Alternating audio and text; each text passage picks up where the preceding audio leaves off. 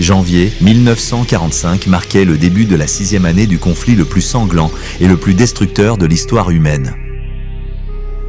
En Europe, l'optimisme euphorique de gagner la guerre avant Noël, que les Britanniques et les Américains avaient cru une possibilité distincte en septembre 1944, s'était évaporé face à la résistance acharnée des Allemands. La progression des armées commandée par le général Dwight D. Eisenhower, commandant suprême allié en Europe, avait été gravement affectée par des difficultés d'approvisionnement et l'arrivée d'un hiver rigoureux, et bien que les Alliés se soient convaincus qu'une victoire décisive était maintenant à leur portée, la course pour Berlin allait encore demander beaucoup d'efforts pour être gagnée.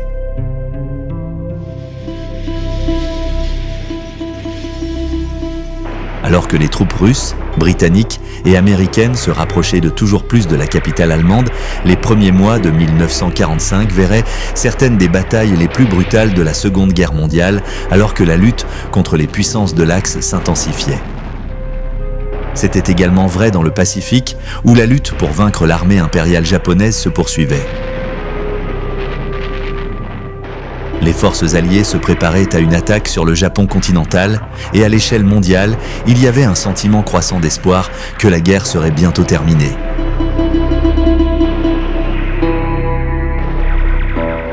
Mais alors que les troupes nazies et japonaises refusèrent de reculer, combattant avec acharnement même face à la défaite, il restait encore des mois de combats à venir, avec beaucoup plus de vies destinées à être perdues avant que la victoire puisse être célébrée.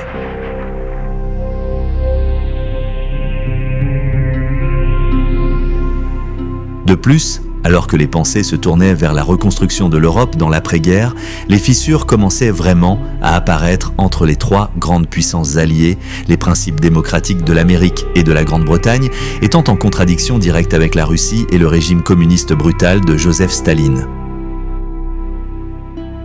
La course pour Berlin n'était plus seulement une question de défaite d'Adolf Hitler, mais aussi une clé pour la division du territoire dans l'après-conflit. Mais pour l'instant, il restait encore beaucoup de terrain à couvrir avant que la guerre puisse être gagnée. Alors que la nouvelle année 1945 commençait en Europe, tous les regards étaient tournés vers la bataille des Ardennes qui faisait toujours rage. 2 semaines auparavant, le 16 décembre, un secteur calme et peu peuplé de la ligne de front américaine à la frontière belgo-allemande avait été soudainement déchiré par une offensive nazie massive.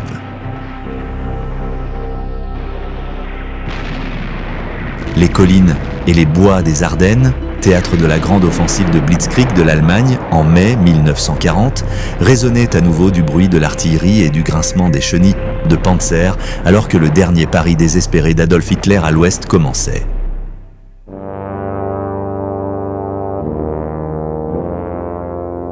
Alors que les Allemands poussaient en Belgique, l'objectif immédiat de Hitler était la rivière Meuse, mais le véritable prix stratégique était le port d'Anvers qui se trouvait encore à 80 miles de là.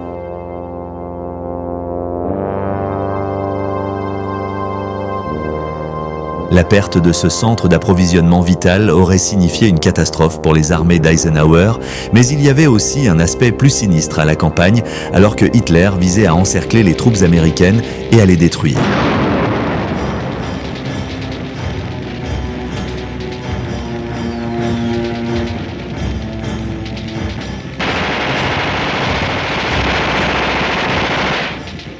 Avec seulement 3 divisions d'infanterie américaines faisant face à un demi-million de soldats allemands, soutenus par près de 1000 chars et canons d'assaut, l'attaque surprise fut un succès stupéfiant.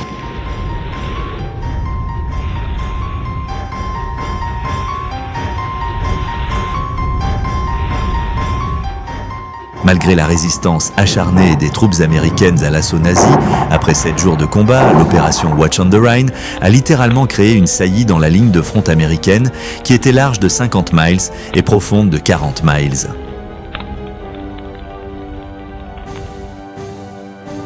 C'est ainsi que la bataille des Ardennes a été nommée. Mais au fur et à mesure que les jours passaient et que les renforts alliés affluaient pour défendre la zone, Hitler a vite découvert qu'en dépit d'un avantage initial, il avait sous-estimé la force de l'ennemi.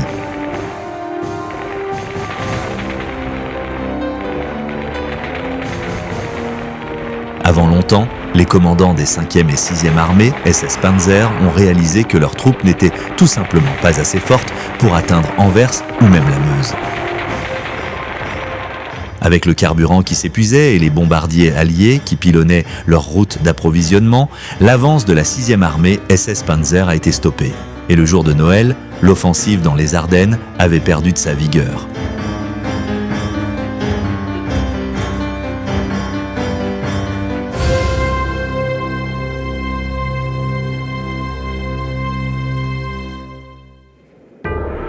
Pendant ce temps, de l'autre côté du globe, les partenaires de l'axe d'Hitler, les Japonais, continuaient à lutter contre l'avance alliée et à la fin de 1944, l'Empire du Japon se réduisait rapidement sous la pression.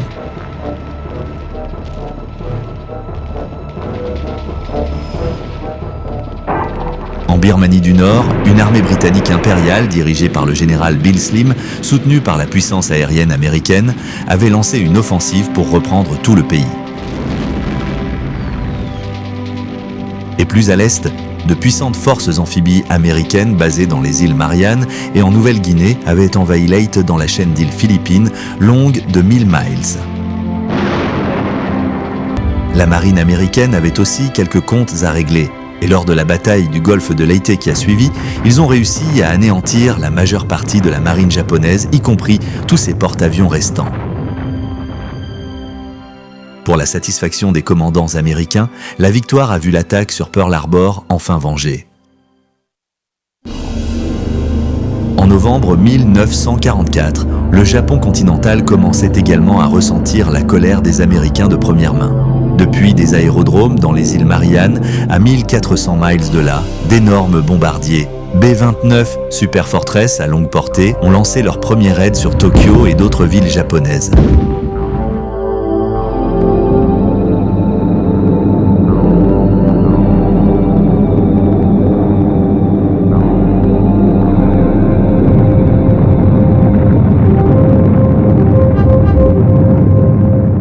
La prochaine étape de la campagne du Pacifique était en cours et la planification a maintenant commencé pour une attaque complète sur le continent japonais, alors que des préparatifs étaient en cours pour envahir les îles d'Iwo Jima et d'Okinawa. Et tandis que les Américains étaient satisfaits de leur progrès dans le Pacifique, loin à Moscou, le dictateur soviétique Joseph Staline était également très satisfait de la façon dont la guerre se déroulait.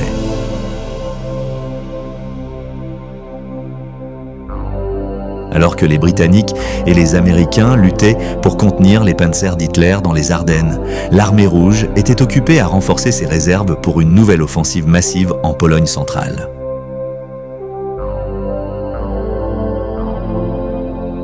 L'objectif principal des Soviétiques était de cibler les mines de charbon et les aciéries de Haute-Silésie, la région industrielle la plus orientale de l'Allemagne.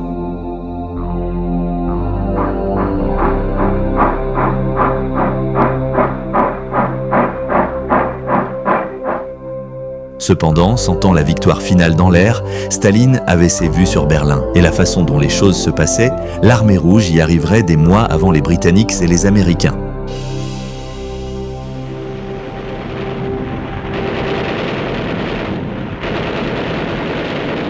Le 1er janvier, jour de l'an 1945, sur une douzaine de champs de bataille dispersés à travers le globe, ce n'était qu'une autre journée de mort et de destruction.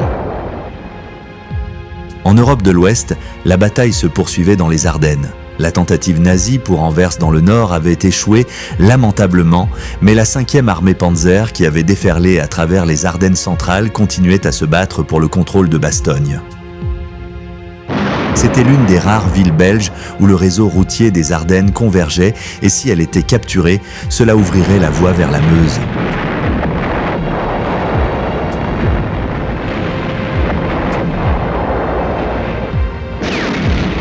Malheureusement pour les nazis, les Américains qui défendirent la ville appartenaient à la 101e division aéroportée, qui étaient très probablement les meilleurs soldats de toute l'armée américaine.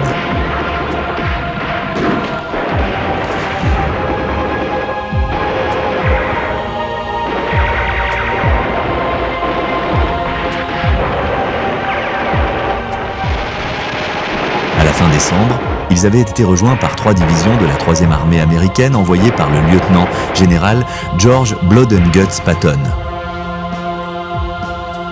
stimulés par leur flamboyant commandant d'armée qui leur ordonna de conduire comme l'enfer. Les chars et l'infanterie motorisée réussirent à percer les lignes de la 5e armée Panzer et entre Noël et le Nouvel An, Bastogne avait été arrachée aux Allemands.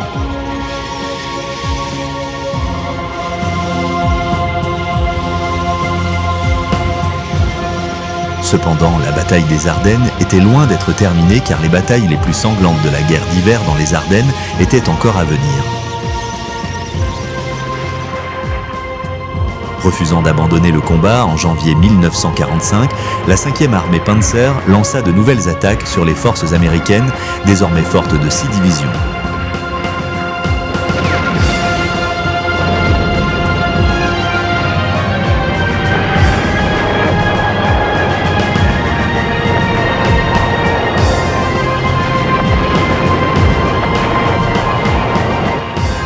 Hitler avait également d'autres plans qu'il espérait briser les défenses alliées et en milieu de matinée le jour de l'an, des centaines de bombardiers de la Luftwaffe rugissaient à basse altitude au-dessus de la Belgique et des Pays-Bas méridionaux.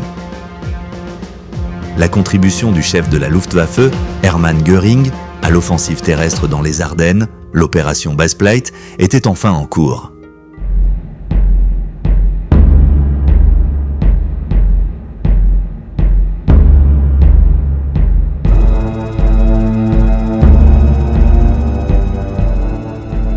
À basse altitude au-dessus de la campagne, les attaquants arrosaient les aérodromes de tir et de bombes et en quelques heures, 465 avions britanniques et américains avaient été détruits ou gravement endommagés.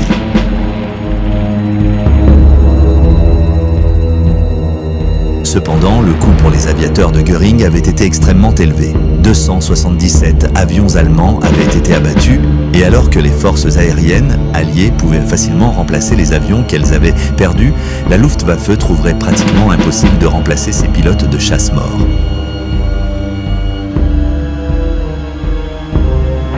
C'était sans aucun doute une journée de Nouvel An chargée pour les nazis car de violents combats éclatèrent également le long du front allié entre la rivière Saar et la Suisse, alors que l'opération Northwind, la dernière offensive de Hitler à l'ouest, commençait.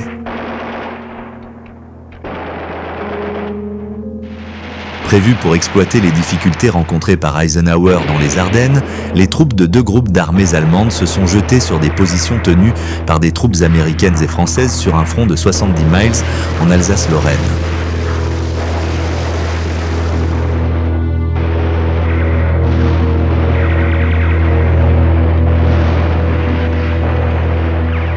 Cependant, contrairement à la surprise de l'offensive des Ardennes, cette fois les Alliés étaient de préparés. Et bien que les Allemands aient réussi à gagner du terrain, ils n'ont pas atteint leur objectif.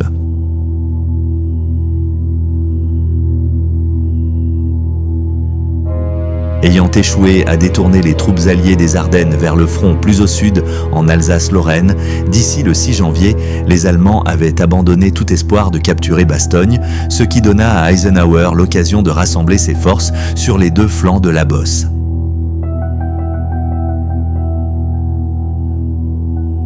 Dans le nord, les troupes américaines et britanniques étaient sous le commandement du maréchal Sir Bernard Montgomery avec le 21e groupe d'armées et dans le sud, la 3e armée américaine était sous le commandement de Patton.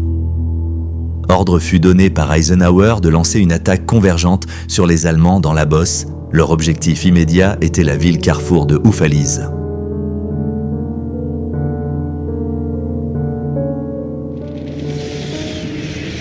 Seulement 25 miles séparaient les troupes de Montgomery et de Patton, mais alors que les températures plongeaient en dessous de zéro et que le rude hiver s'installait, les progrès furent bientôt réduits à seulement 1 mile par jour. Les routes gelées ralentissaient les chars et les unités motorisées, l'huile de moteur gelait et les fantassins découvraient que leurs fusils et mitrailleuses ne fonctionnaient pas. Il y avait aussi le risque supplémentaire de mines terrestres plantées dans la neige qui devenait une autre menace sérieuse.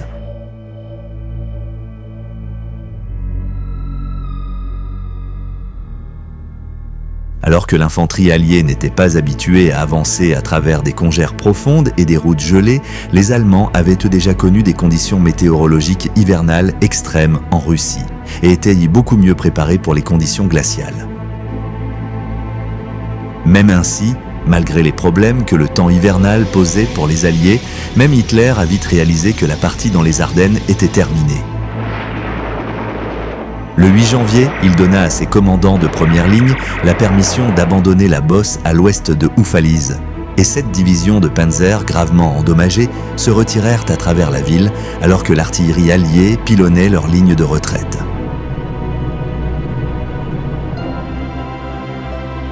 Alors que les troupes sous le commandement de Montgomery et Patton poursuivaient leur poursuite obstinée des forces allemandes en retraite, d'ici le 16 janvier, ils avaient repris Houffalize et à la fin du mois, le front allié était revenu exactement là où il avait été 6 semaines plus tôt.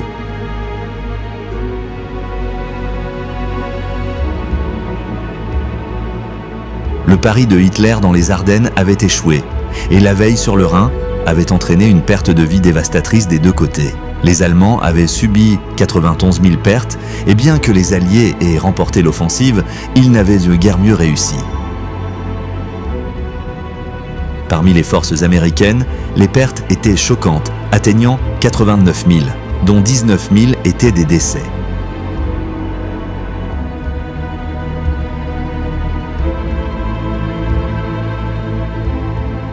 Alors que les corps étaient de compter, la bataille des Ardennes s'est révélée être la campagne américaine la plus coûteuse de la Seconde Guerre mondiale. De plus, l'engagement a non seulement pris son péage en termes humanitaires, car pour le haut commandement anglo-américain, il a ouvert plusieurs vieux griefs qui avaient été en gestation pendant un certain temps.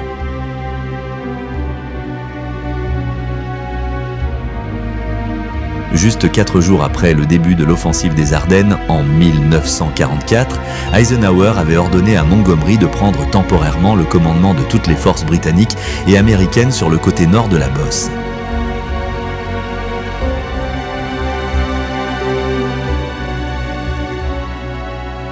Militairement, la décision était parfaitement logique, car l'offensive allemande avait perturbé la structure de commandement américaine existante, mais tout le monde n'était pas satisfait de l'arrangement.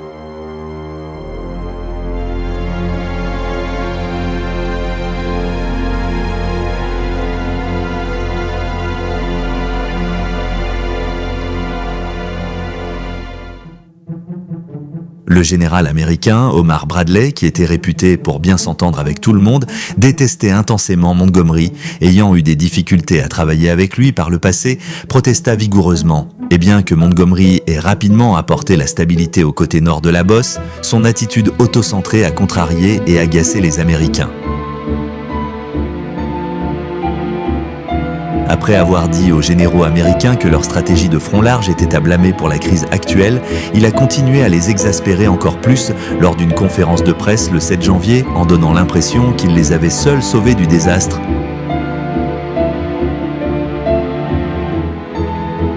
Furieux de rage, Bradley et Patton ont menacé de démissionner à moins que Montgomery ne soit retiré du commandement du saillant nord.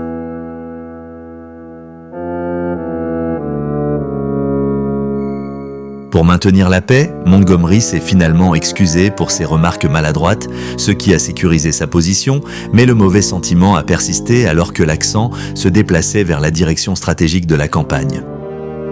Les Britanniques, y compris Montgomery, avec le soutien de Churchill et de ses conseillers militaires, ont continué à plaider en faveur d'une poussée rapide et étroite visant la capitale allemande Berlin. Cependant, Eisenhower n'était pas prêt à mettre en œuvre une telle stratégie, étant très conscient du grand nombre d'hommes qui seraient perdus dans le processus, d'autant plus que les troupes américaines étaient désormais plus nombreuses que les Britanniques en Europe du Nord-Ouest par plus de 3 à 1.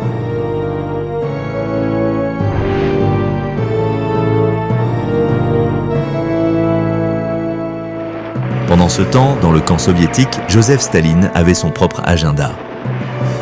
Depuis août 1944, de puissantes forces allemandes avaient maintenu les soviétiques bloqués en Pologne centrale à 500 miles à l'est de Berlin. Par conséquent, au lieu de pousser vers la capitale nazie, Staline avait choisi d'envahir les États balkaniques en Europe du Sud-Est.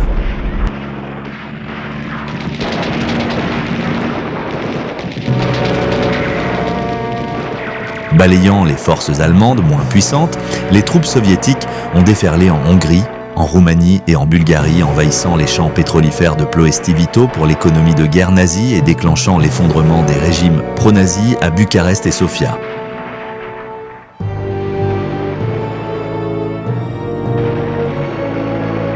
En novembre, Belgrade, la capitale yougoslave, était tombée aux mains de l'armée rouge et des partisans communistes locaux.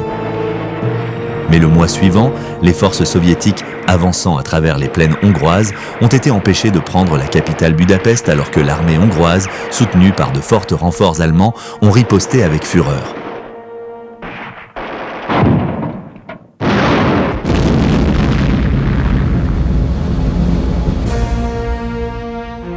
Mais tout le temps, le haut commandement allemand avait observé l'armée rouge verser des renforts derrière son front sur la rivière Vistula, en Pologne centrale, avec une anxiété croissante.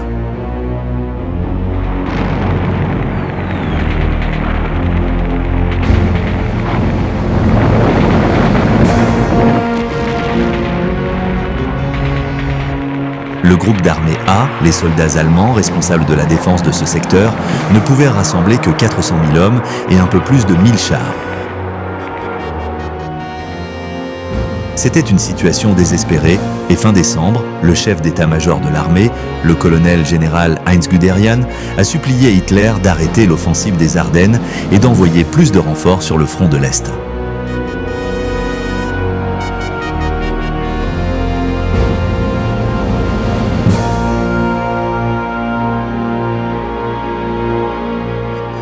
Le Führer nazi a ignoré la demande et était plus coupé de la réalité de la situation qui se détériorait que jamais.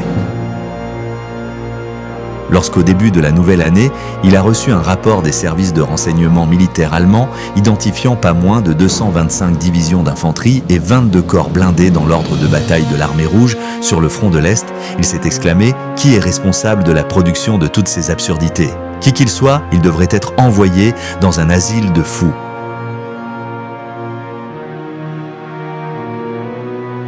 En fait, l'armée rouge surpassait en nombre les 400 000 soldats allemands du groupe d'armée.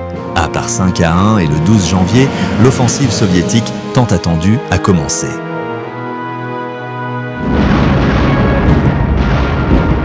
Alors qu'un barrage d'artillerie féroce brisait le calme, au cours des 72 heures suivantes, 3 groupes d'armées soviétiques, composés de quelques 3 millions de soldats, 10 000 chars, 21 000 pièces d'artillerie et 7 000 avions, ont éclaté de leur tête de pont sur la Vistula.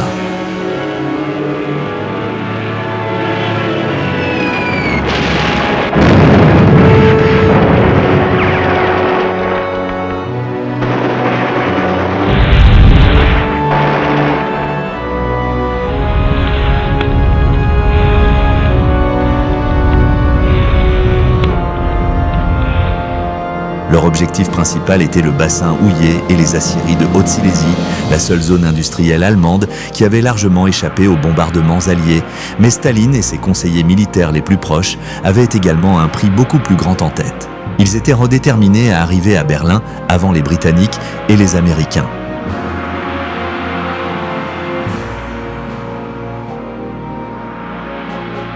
Trois commandants soviétiques notoires avaient reçu la tâche de mener l'armée rouge vers la capitale allemande et de réaliser les espoirs et les rêves de Staline.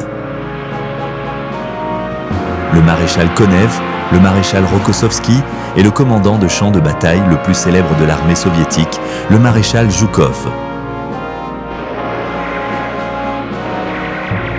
Ensemble, ils se précipiteraient vers l'ouest à travers le paysage polonais déchiré par la guerre, se rapprochant de Berlin jour après jour.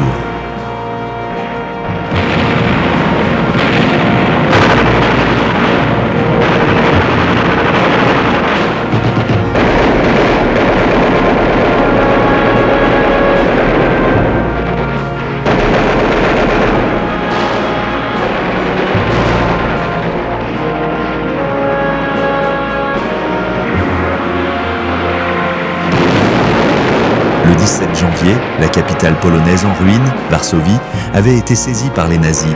Et alors que l'armée rouge continuait d'avancer, bientôt les civils allemands de toutes les provinces orientales du Reich ont commencé à fuir. Alors que plus de territoires tombaient, les gardes nazis qui dirigeaient les camps de travail et de concentration ont également commencé à rejoindre l'exode vers l'ouest, et avec eux sont venus des centaines de milliers de travailleurs esclaves juifs. Affamés et rongés par la maladie, des milliers mouraient tragiquement alors qu'ils marchaient vers l'ouest à travers la neige. Beaucoup de ces figures dépenaillées venaient du camp notoire d'Auschwitz, qui allait bientôt être libéré par les soviétiques. Seuls quelques milliers de prisonniers restaient lorsque les soldats russes sont arrivés le 27 janvier 1945. Et lorsque les ruines des chambres à gaz et des crématoriums ont été découvertes, l'ampleur véritable des atrocités inimaginables commises par les nazis a été révélée.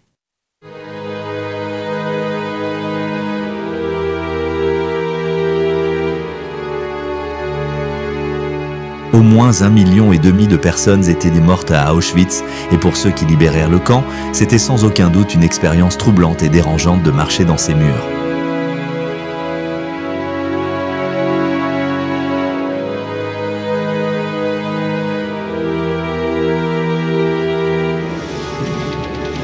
Cependant, alors que l'avance impitoyable des soviétiques se poursuivait, le règne de terreur d'Hitler touchait clairement à sa fin. Alors que l'armée rouge continuait sa marche vers l'ouest, à l'horreur et au désarroi des nazis, les Russes ont rapidement franchi ce qui avait été la frontière germano-polonaise d'avant-guerre. Le 31 janvier, l'avant-garde de Zhukov a atteint la rivière Oder à Kostrine. Et le 13 février, le premier front ukrainien de Konev les a rattrapés et s'est creusé pour créer un front de 50 miles de large le long de la rivière Ness. En seulement 4 semaines, l'armée rouge avait avancé de 450 miles et les troupes soviétiques étaient maintenant à seulement 50 miles de Berlin. Avec pratiquement toute l'Europe de l'Est sous contrôle soviétique, Staline était d'humeur confiante et en position de force. Il ne faisait aucun doute que l'Allemagne était sur le point d'être vaincue. Et tandis que la Grande-Bretagne et l'Amérique tenaient toujours leur position à l'ouest, Churchill et Roosevelt étaient désireux de discuter de la phase finale du conflit et de la manière de rétablir l'ordre dans l'Europe d'après-guerre. Au début de février, Staline a persuadé Churchill et Roosevelt de se rendre en Union soviétique pour le rencontrer dans la station balnéaire de la mer Noire de Yalta en Crimée. Le président américain était désireux de cultiver et de consolider les relations avec le leader soviétique, mais sous son extérieur jovial, alors que Winston Churchill arrivait à l'aéroport, il nourrissait une profonde méfiance à l'égard des intentions de Staline.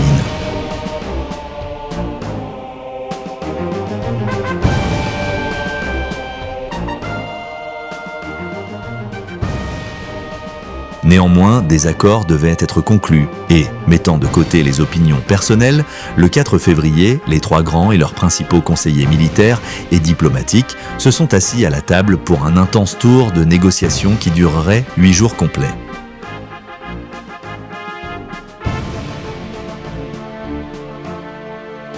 Ironiquement, la Pologne, la nation que Hitler avait envahie en 1939, forçant la Grande-Bretagne et la France à déclarer la guerre à l'Allemagne, était en tête de l'ordre du jour. Churchill insistait pour des élections libres et équitables pour les Polonais. En fait, lui et le président américain étaient d'accord pour dire que tous les pays européens libérés et les anciens pays de l'Axe devraient avoir le droit à des élections démocratiques. De plus, il était d'une importance capitale pour Roosevelt de s'assurer que Staline rejoigne le nouvel ordre mondial, les Nations Unies, et d'obtenir son aide dans la guerre contre le Japon.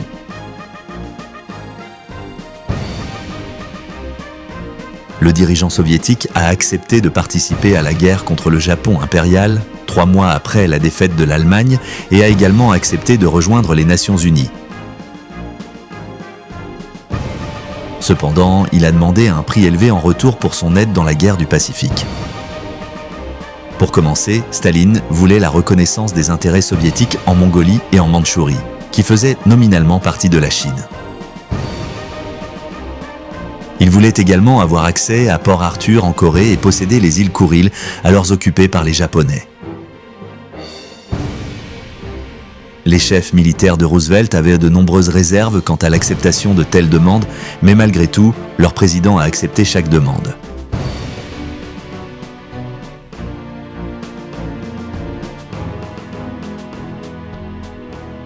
À la fin de la conférence de Yalta, Staline avait obtenu exactement ce qu'il voulait, mais ce n'est qu'après la fin de la guerre que la Grande-Bretagne et l'Amérique réaliseraient qu'un monde démocratique et libéral était la dernière chose à l'esprit du dirigeant soviétique. Sous son contrôle, l'Europe de l'Est serait rapidement engloutie dans le régime communiste. Cependant, entrant dans la phase finale de la guerre et considérant l'avenir de l'Allemagne, les trois grands étaient tous d'accord. Ils n'accepteraient rien de moins qu'une reddition inconditionnelle.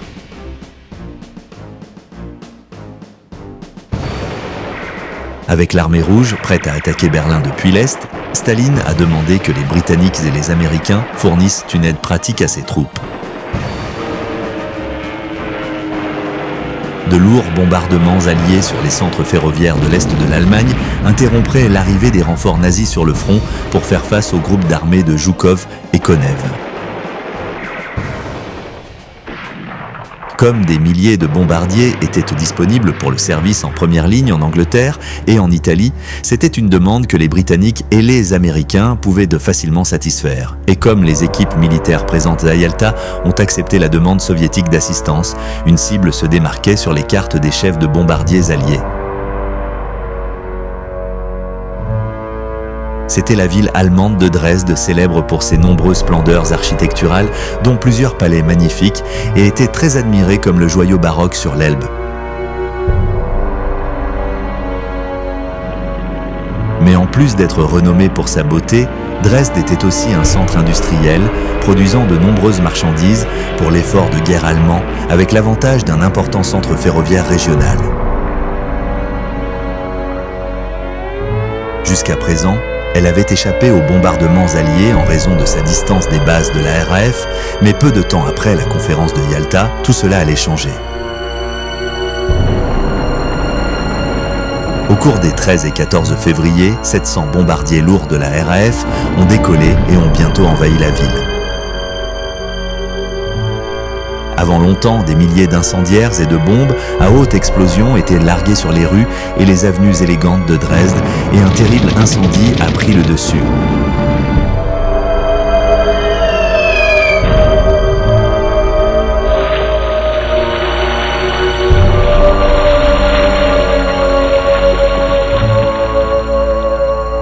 À la fin du bombardement, la ville était réduite à des décombres et des ruines, et des milliers de personnes avaient perdu la vie.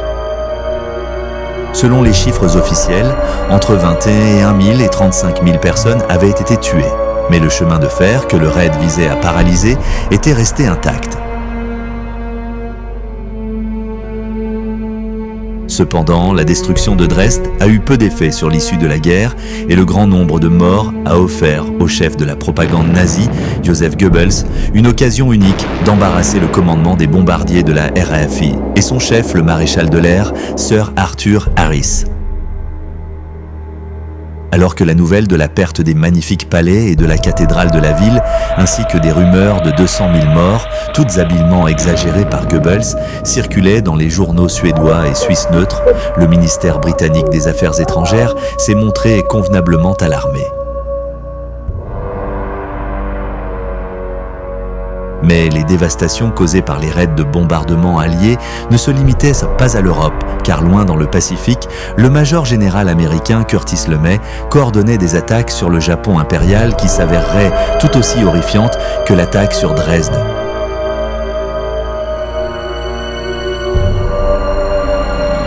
D'énormes Boeing B-29 Super Fortress avaient bombardé Tokyo et d'autres villes japonaises depuis des bases dans les îles Mariannes depuis novembre 1944. Mais lorsque les attaques ne se sont pas avérées aussi efficaces que LeMay l'espérait, en janvier 1945, il a décidé de changer radicalement sa stratégie.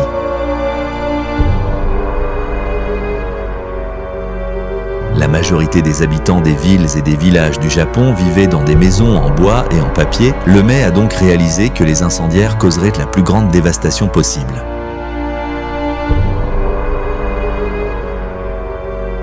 Il a donc décidé que les attaques nocturnes à basse altitude seraient beaucoup plus efficaces que les raids diurnes à haute altitude.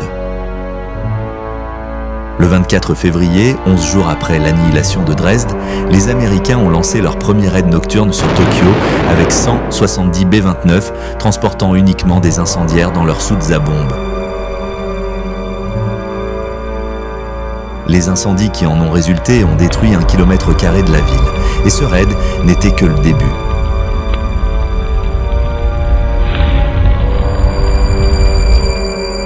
Deux semaines plus tard, dans la nuit du 9 mars, Lemay a organisé une attaque beaucoup plus importante sur la capitale japonaise envoyant 325 B-29. Leurs soutes étaient remplies de bombes contenant du magnésium, du phosphore et du napalm hautement inflammables, tandis que leurs canons défensifs étaient retirés pour augmenter la portée et la charge utile. Lorsque les avions ont décollé, les conditions météorologiques étaient parfaites pour l'attaque. L'air était sec et de forts vents soufflaient, ce qui assurerait la propagation rapide des incendies dans la ville. Volant en formation allant de 5 à 9 000 pieds au-dessus de la cible pour dérouter le tir de l'artillerie, les bombardiers américains étaient de bientôt au-dessus de la ville.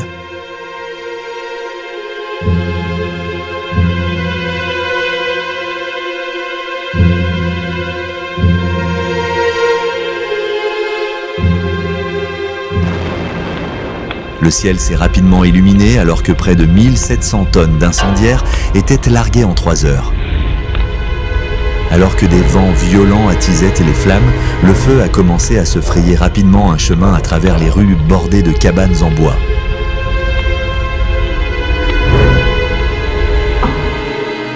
Alors que des dizaines de milliers de personnes tentèrent de s'échapper, leur route était bloquée par d'immenses murs de feu et ils n'avaient guère d'espoir de survie.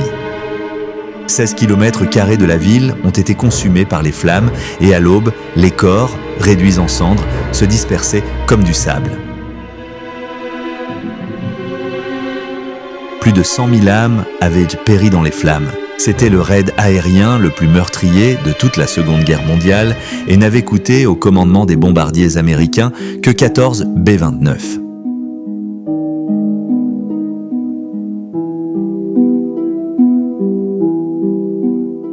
Entre mars 1945 et le 15 août, date à laquelle les Japonais ont finalement capitulé, les équipages de bombardiers de Curtis LeMay ont détruit 64 villes japonaises, paralysé les industries de guerre de la nation et réduit 2,5 millions de bâtiments en décombres.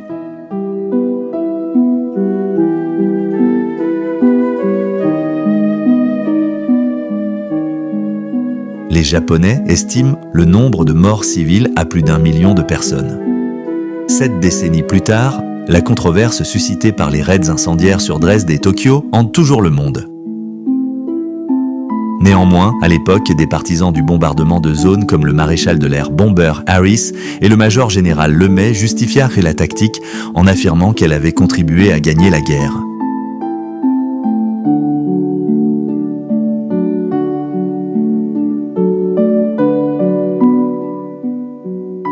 Même en 1945, le Japon ne montrait toujours aucun signe de capitulation et bien que les Alliés aient progressivement repris du territoire à l'Empire du Soleil Levant, de nombreuses batailles acharnées restaient à venir.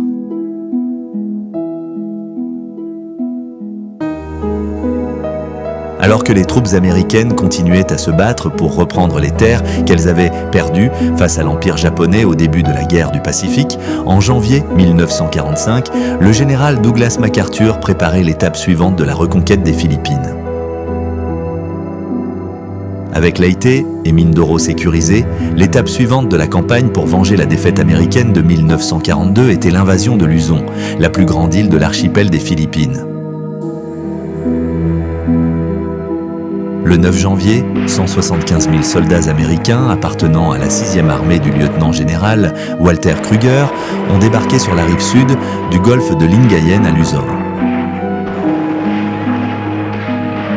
Défendant le territoire sur le terrain, le général japonais Yamashita a compris que les forces américaines avaient l'avantage en termes de puissance de feu et de mobilité. En conséquence, il a ordonné à ses 170 000 soldats japonais de se replier profondément dans la jungle, d'où il espérait qu'ils auraient une meilleure occasion de surmonter l'opposition. Mais alors que la lutte se poursuivait tout au long de janvier, à la fin du mois, l'armée de Kruger se rapprochait de la capitale des Philippines, Manille, et les Japonais ont réalisé que leur emprise sur l'île s'affaiblissait.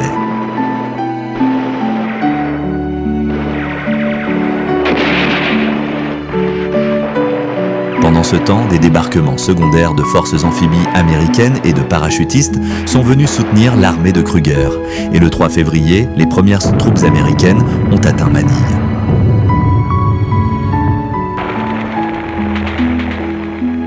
Trois ans plus tôt, des soldats américains vaincus avaient défilé dans les rues avec leur général, Jonathan M. Wainwright, abattu et débraillé alors que les Japonais regardaient en triomphe. Ceux qui avaient survécu aux épreuves des dernières années étaient toujours détenus prisonniers avec de nombreux civils et la première mission de Kruger était de libérer les milliers de personnes qui souffraient encore dans les camps de prisonniers japonais.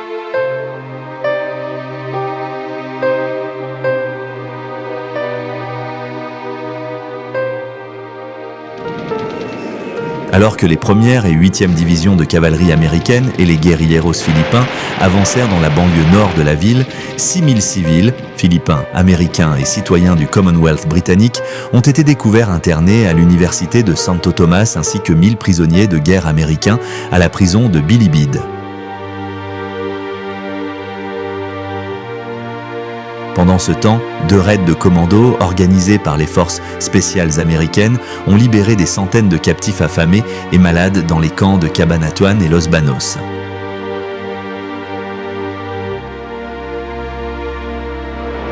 Alors que des combats éclataient dans toute la ville, les prisonniers ont rapidement été libérés et évacués en sécurité, tous les efforts étant faits pour reprendre le contrôle de Manille. Ironiquement, tout comme MacArthur en décembre 1941, Yamashita avait voulu épargner la belle capitale des Philippines de la destruction et avait ordonné à ses troupes de quitter la ville. Cependant, 16 000 soldats navals japonais et près de 4 000 soldats dirigés par le contre-amiral Sanji Iwabuchi ont désobéi à ses ordres et ont réoccupé la ville, les combats s'intensifiant rapidement pour devenir ce qui a été enregistré dans les livres d'histoire comme la pire bataille urbaine du théâtre de guerre du Pacifique. La population civile de Manille s'est retrouvée prise dans les tirs croisés mortels et de nombreuses personnes ont été tuées, des milliers d'entre elles étant abattues ou bâillonnées alors que les hommes d'Iwabuchi se déchaînaient. Les femmes et les filles philippines ont été traquées, violées et assassinées par dizaines, et alors que les Américains continuaient à bombarder la ville avec des raids aériens et des attaques de chars, encore plus de vies ont été perdues. Les combats ne se sont terminés que le 3 mars, lorsque la garnison japonaise a été entièrement anéantie, moment auquel le nombre de morts civils avait atteint des proportions stupéfiantes. Mais pour les Américains et les Philippins, la victoire avait un prix élevé. Il y a eu 6000 victimes américaines, dont plus de 1000 morts, et alors que la ville était en ruine, le nombre de morts civils a atteint environ 100 000. C'était des temps terribles pour les habitants de Manille. Et alors que les Américains tentèrent de rétablir l'ordre, alors que les civils essayaient de reconstituer leur vie en miettes, les plans alliés pour envahir le Japon se poursuivaient à un rythme encore plus déterminé.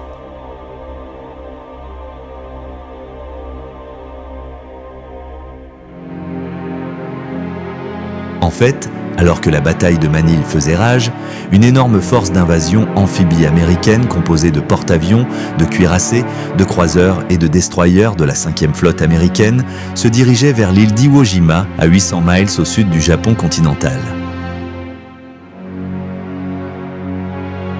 Normalement inhabité, Iwo Jima mesurait à peine 4 miles de long et un peu plus de 2 miles à son point le plus large. Dominant son extrémité sud se trouvait le mont Suribachi, un volcan éteint de 546 pieds de haut. Le plan était de transformer ce tas de roches et de cendres volcaniques en une grande piste d'atterrissage pour les B-29 superforteresses du général Curtis LeMay et les chasseurs d'escorte P-51 Mustang. Cela rapprocherait les bombardiers de LeMay de Tokyo et aiderait à terroriser les villes japonaises.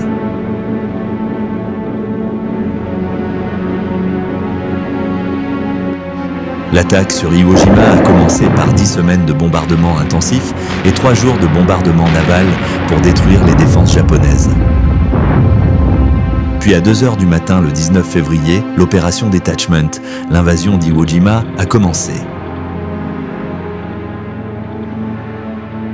Alors qu'une tempête d'explosifs de haute puissance et d'acier s'abattait sur l'île, 70 000 Marines américains se préparaient à un débarquement d'assaut et juste avant 9h du matin, les premières vagues de Marines américains ont atteint la plage. À leur grande surprise, ils n'ont trouvé aucun signe de l'ennemi et pendant un moment, ils ont pensé que des semaines de bombardements et de tirs d'artillerie avaient détruit les défenses japonaises.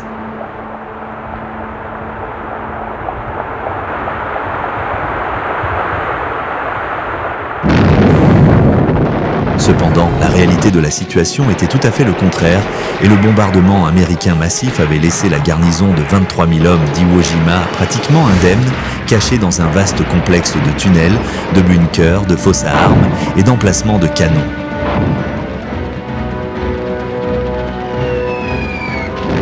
Soudain, l'air a été rempli du grondement du plus lourd tir de mortier et d'artillerie que beaucoup de troupes américaines aient jamais vu, provenant en grande partie des emplacements de canons sur le mont Suribachi. La scène a été décrite par un reporter comme un cauchemar de l'enfer. Néanmoins, malgré le nombre croissant de victimes, les forces américaines se sont lentement rapprochées de la base du mont Suribachi. Cela a entraîné le confinement des troupes japonaises défendant la montagne et le 5e jour de l'invasion, le 23 février 1945, une patrouille de Marines a réussi à atteindre le sommet et à déployer les étoiles et les rayures.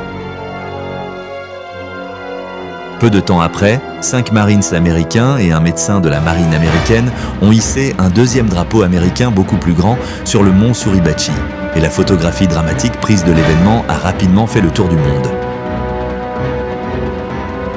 Elle est devenue le symbole du courage brut du corps des Marines américains, mais la bataille d'Iwo Jima était loin d'être terminée. 3 des hommes présents sur la photo émouvante de Joe Rosenthal ont été tués peu de temps après, alors que les 4e et 5e divisions de Marines, renforcées par la 3e division de Marines américains, s'efforcèrent de nettoyer le reste de l'île. Les Marines y ont subi des pertes extrêmement lourdes alors qu'ils se battaient pour Iwo Jima, littéralement mètre par mètre. Au cours d'un mois de combats acharnés, les Japonais d'Iwo Jima ont été progressivement arrachés de leurs cachettes souterraines, mais cela a coûté la vie à de nombreux Américains. Le 16 mars, Iwo Jima a été officiellement déclaré sécurisé, mais il a fallu encore 5 jours pour localiser et détruire le poste de commandement japonais sur le côté nord-ouest de l'île. Enfin, le 26 mars 1945, après 35 jours de combats acharnés, la bataille était terminée.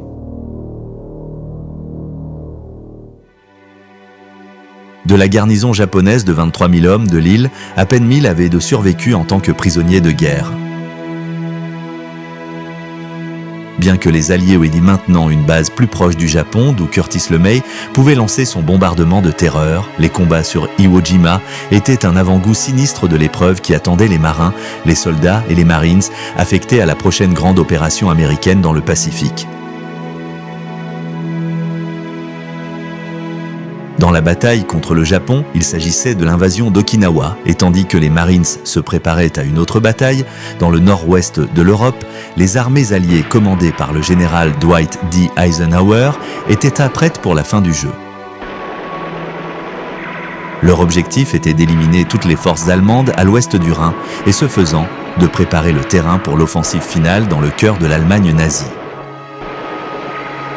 Enfin, le 23 février, l'opération Grenade a commencé lorsque la 9e armée américaine a lancé son assaut sur la rivière Ruhr, tandis que le groupe d'armées américain du général Omar Bradley lançait sa propre course pour le Rhin dans l'opération Lumberjack.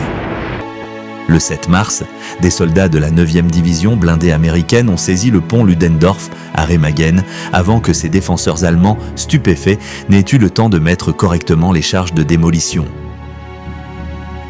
Avec une rapidité foudroyante, le général Bradley a ordonné à la première armée américaine de faire passer autant de troupes que possible par le pont.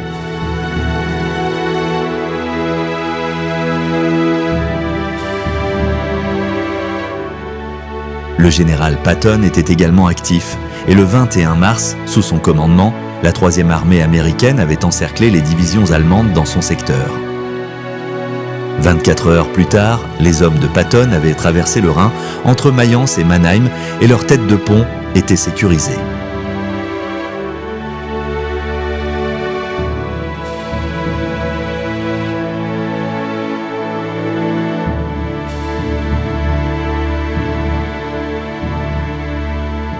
En 6 semaines, les Allemands avaient perdu 290 000 soldats à l'ouest du Rhin.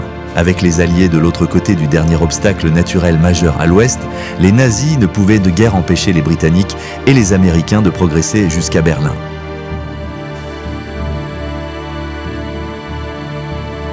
Lorsque le Premier ministre britannique est arrivé le 24 mars, il a traversé le Rhin et a posé le pied sur sa rive est, dans un moment vraiment symbolique.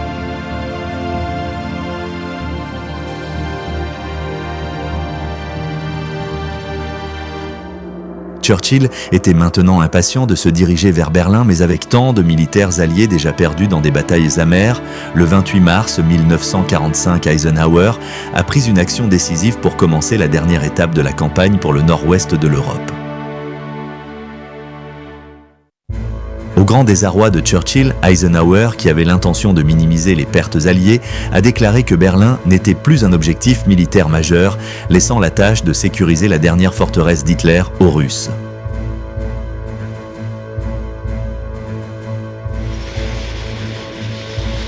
À peine croyant la nouvelle, à l'Est, Staline a ordonné au maréchal Zhukov et au maréchal Konev de se rendre au Kremlin pour planifier l'offensive finale de l'armée rouge contre l'Allemagne nazie.